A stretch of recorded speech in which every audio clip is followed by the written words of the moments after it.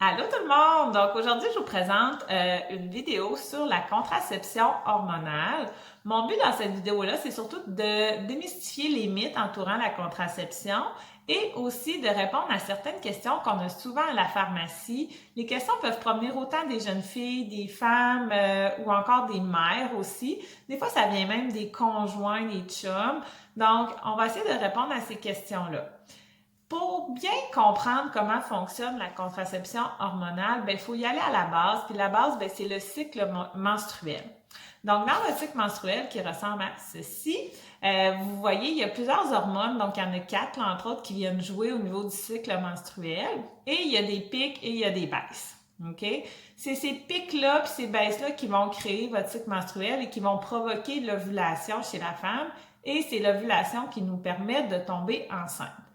La contraception hormonale, son but, vous êtes habitué avec le terme maintenant, c'est d'aplanir la courbe. Donc, notre but, c'est que ça vienne tout droit et qu'il n'y ait plus de pic et de descente. Comme ça, on bloque l'ovulation.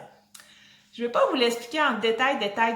Par contre, si vous voulez en savoir plus, je vais vous mettre le lien en dessous de la vidéo, mais je vous invite fortement à aller voir la BD que Olivier Bernard, le pharmacien, a créée par rapport à la contraception hormonale. C'est super bien expliqué par rapport au cycle et comment que la contraception fonctionne. Donc, je vous invite à aller la consulter. Si vous voulez peser sur pause puis revenir ensuite, vous allez bien comprendre là, comment fonctionne le cycle menstruel et comment votre pilule fonctionne. Je dis pilule, évidemment, sur le marché, il y a plusieurs choses de disponibles, plusieurs produits de disponibles. Donc, il y a la pilule classique qu'on connaît, donc le contraceptif oral. Vous pouvez avoir aussi une formulation en injection, il y a les stérilets, il y a aussi les thèmes et les anneaux vaginales qui existent. Ceux-là contiennent la contraception hormonale. Je ne rentrerai pas en détail dans tout ce qui est non hormonal, donc au niveau condom, diaphragme, mousse, etc. Si ça vous intéresse, je pourrais faire une autre vidéo à ce sujet-là. Donc, voici ici un autre petit tableau que je vous présente, qui est les taux d'efficacité au niveau de la contraception. Évidemment, quand on regarde, c'est les stérilets souvent qui vont être les plus efficaces. Pourquoi? Parce qu'il n'y a pas de risque d'oubli. Donc, si le stérilet est bien posé, à ce moment-là, généralement, c'est ça qui va être le plus efficace. Après ça, on tombe au niveau des injections, au niveau du dépôt Provera, qui est l'injection hormonale. Il y a des taux d'échec aussi, souvent quand il va y avoir des retards au niveau de l'injection et tout ça. Et il y a la pilule. Donc, la pilule, quand elle est bien prise, elle protège vraiment bien. Donc, on parle d'un taux d'efficacité de 98-99%. Par contre, on a souvent des échecs parce que les femmes les prennent pas bien. Les filles aussi les prennent pas bien. Après ça, on tombe avec le timbre et les anneaux vaginaux. Donc, comme vous le voyez, il n'y a pas beaucoup de différence au point de vue de l'efficacité par rapport aux différentes méthodes de contraception hormonale. Donc, c'est sûr que celle qui reste souvent la plus efficace va être le stérilet parce qu'au niveau de l'oubli, il y en a beaucoup moins. Donc, il n'y a pas de risque d'oubli nécessairement. Il y a des risques effectivement que le stérilet se déplace ou qu'il soit mal installé, mais c'est très rare. Donc, généralement, on considère que c'est la méthode la plus efficace. Avant, sur le marché, il y avait seulement les stérilets des stérilets un petit peu plus gros que souvent on conseillait plutôt quand les femmes avaient eu des enfants. Par contre, maintenant, on a différents types de stérilets plus petits qui peuvent être utilisés chez les femmes qui n'ont pas eu ou les filles qui n'ont pas eu d'enfants. Pour ce qui est des stérilets de cuivre, c'est une mode, on en voit de plus en plus de prescrits, de plus en plus de jeunes filles qui le demandent. Il faut savoir qu'il est un petit peu moins efficace. Donc, ce n'est pas notre premier choix généralement. C'est vraiment chez une femme ou une jeune fille qui a une contre-indication absolue aux hormones ou encore par choix personnel. Par contre, il faut savoir qu'avec les hormones au point de vue du stérilet, souvent l'effet est plutôt local, donc il n'y a pas un effet partout sur le corps, donc le risque d'effet secondaire est beaucoup moindre. Donc, rendu là, c'est une discussion à avoir avec son professionnel de la santé pour voir qu'est-ce qui nous convient le mieux.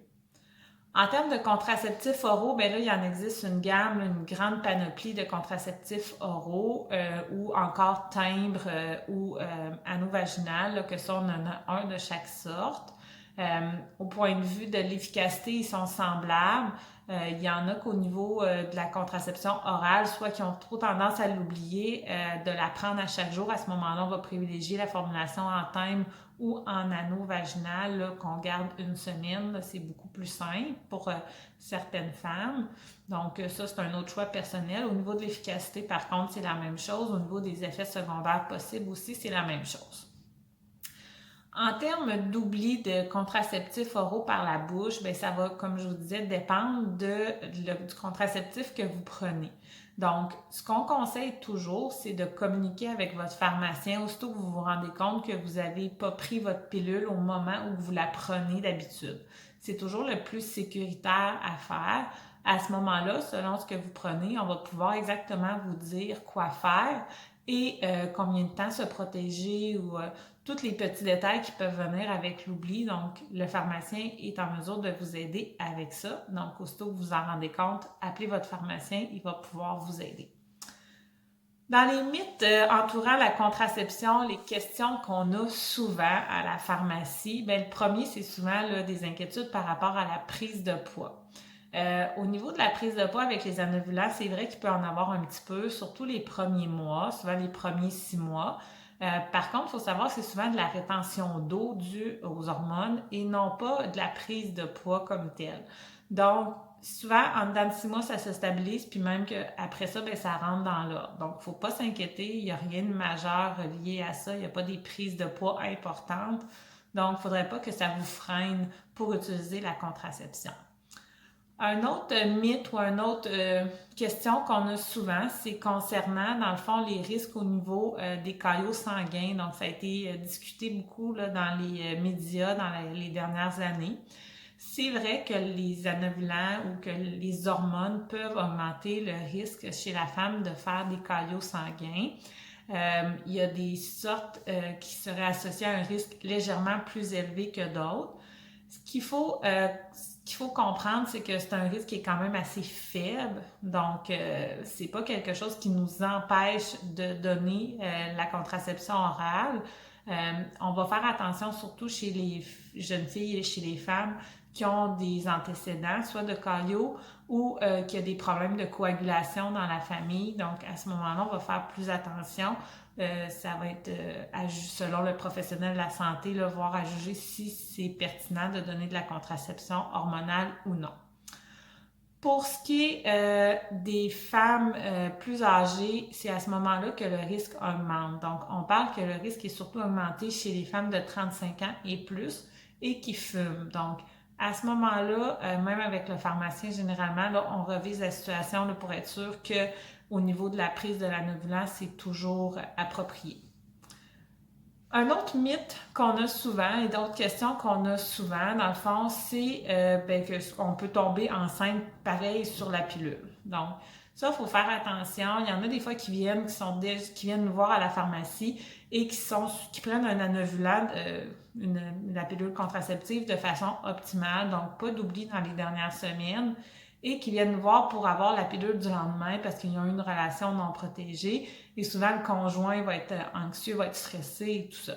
Mais non, il ne peut pas en avoir. Donc, si vous regardez comme il faut au niveau là, du cycle menstruel, puis qu'on regarde au niveau de l'anovulation qui aplanit là, la courbe, il n'y a pas de risque d'ovulation si vous l'avez pris de façon optimale. Donc, le risque de grossesse est quand même assez nul ou très, très faible si jamais vous ne la prenez pas de façon optimale. Donc, ça, il n'y a pas de stress à avoir si ça vous protège au niveau de la grossesse. Par contre, c'est sûr que quand c'est un nouveau partenaire, il faut faire attention parce que la pilule ne protège pas contre les ITS, donc contre les maladies transmises sexuellement. Donc, il faut faire attention à ce point de vue-là et c'est important de se protéger si vous n'avez pas fait de test là, au niveau des ITS. Une autre question qu'on a souvent, une autre crainte souvent qu'on a, ça va être sur la prise en continu des anovulants. Donc, souvent, quand vous allez recevoir votre petite plaquette de contraceptif oral, la plupart, c'est des paquets de 21 ou de 28 jours. Le but, c'est de mimer le cycle menstruel standard. Donc, on parle d'un cycle généralement qui va être à peu près 28 jours. Donc, on a les menstruations au jour 14 et ensuite de ça, dans le fond, le cycle recommence. Pour ce qui est de la pilule, ben là, on va prendre une pilule, on va prendre dans le fond les comprimés actifs qu'on appelle, qui ont des hormones à l'intérieur pendant 21 jours, puis ensuite de ça, ben, il va y avoir un 7 jours sans hormones. Est-ce que ce 7 jours-là sans hormones est obligatoire? Pas du tout. Donc, quand ils ont créé les anovulants, l'Église était encore très, très, très présente et on voulait mimer le cycle menstruel de la femme pour que l'Église ne se rende pas compte que les femmes prenaient un contraceptif. Donc, c'est resté, c'est encore comme ça pour la plupart des anovulants, mais on s'entend que ce n'est plus nécessaire. Donc, que vous preniez, dans le fond, la pilule pendant 21 jours, faites un arrêt de 7 jours, que vous la preniez à tous les jours sans faire de période d'arrêt, vous n'allez pas plus ovuler, donc ça ne changera rien au niveau de votre corps, au niveau de l'ovulation et quoi que ce soit. Il y en a beaucoup qui ont peur que s'ils la prennent en continu, ben une fois qu'ils vont vouloir tomber enceinte puis qu'ils vont arrêter la pilule, ben ils vont avoir de la misère à tomber enceinte. Aucunement, ça n'a aucun impact sur vos chances d'ovuler par la suite. Donc, ça ne changera rien du tout, du tout, du tout. Le seul qui peut avoir un impact sur l'ovulation suite à l'arrêt, ça va être le dépôt Provera, donc l'injection dans le bras. Cela, on parle d'un 6 mois à 1 an avant d'avoir un cycle menstruel standard. Donc, cela, il faut prévoir d'avance. Pour les autres méthodes contraceptives, autant le stérilet, le Time, la pilule par la bouche, une fois qu'on l'arrête, on peut tomber enceinte dans les semaines suivantes. Donc, qu'on le prenne en continu, qu'on le prenne pas en continu, ça n'aura aucun impact. C'est pas dangereux non plus de le faire, la prise en continu. La plupart du temps, quand vous la commencez en prise en continu, ben, des fois, il va y avoir des petites pertes de sang. Souvent, ça inquiète les femmes. Faut pas s'inquiéter, c'est juste votre corps qui s'habitue tranquillement, pas vite. Donc, à force de le faire en continu comme ça, le corps s'habitue, puis on va pouvoir le faire de plus en plus longtemps. Il y en a des fois que ça fonctionne pas, donc ils le prennent pendant 2 mois, ils l'arrêtent quelques jours, on le recommence. Donc, ça aussi, c'est possible. Mais que vous le preniez en continu ou que vous le preniez comme votre petite plaquette est faite, ça n'a aucun impact à long terme sur vos chances de tomber enceinte. Ça n'a aucun impact négatif sur votre corps ou sur au niveau là, de la reproduction. Donc, on n'a pas à s'inquiéter à ce niveau-là. Donc ça, c'est les mythes qu'on voit souvent à la pharmacie, les questions qu'on se fait poser le plus souvent. J'attends vos questions. Si vous en avez d'autres, ça va me faire plaisir d'y répondre. Donc, une des grandes nouveautés que je voulais vous annoncer avec cette vidéo-là sur la contraception, c'est que le pharmacien maintenant va être en mesure de débuter la prise d'une contraception hormonale chez la femme. Avant, on pouvait le faire depuis à peu près 2-3 ans. On avait le droit de le faire, mais seulement chez les femmes qui venaient nous consulter pour la pilule du lendemain. Maintenant, on va avoir le droit de le prescrire chez n'importe quelle jeune fille ou femme qui vient nous consulter et qui voudrait débuter une contraception hormonale. La période maximale va être de 6 mois, donc notre prescription va être valide seulement pour 6 mois. Par contre, ça va vous laisser le temps de consulter un médecin ou de consulter une infirmière. Donc, ça peut être pratique, là. Je sais, j'en ai entendu des situations là, dans les derniers mois, là, souvent des jeunes filles qui voulaient débuter la contraception, qui n'avaient pas de médecin de famille, que l'infirmière de l'école n'était pas présente à cause du COVID là, qui devait aider ailleurs. Donc, maintenant, ben, le pharmacien va pouvoir vous aider avec ça. La consultation va être payée à 100%, donc vous n'aurez pas de frais à débourser pour la consultation. Va falloir seulement débourser dans le fond pour le médicament comme à l'habitude. Donc, n'hésitez pas à partager avec vos enfants, avec votre famille, peu importe à qui vous pensez que cette vidéo-là pourrait être utile. Donc, ça s'adresse aussi aux jeunes hommes puis aux chums, parce que souvent on a des questions qui viennent justement là, ou des inquiétudes qui viennent de la part du conjoint ou du chum. Donc, n'hésitez pas à partager pour être bien informé. Si vous avez d'autres questions, n'hésitez pas à m'écrire. Ça va me faire plaisir de répondre à vos questions. Bye bye, à la prochaine!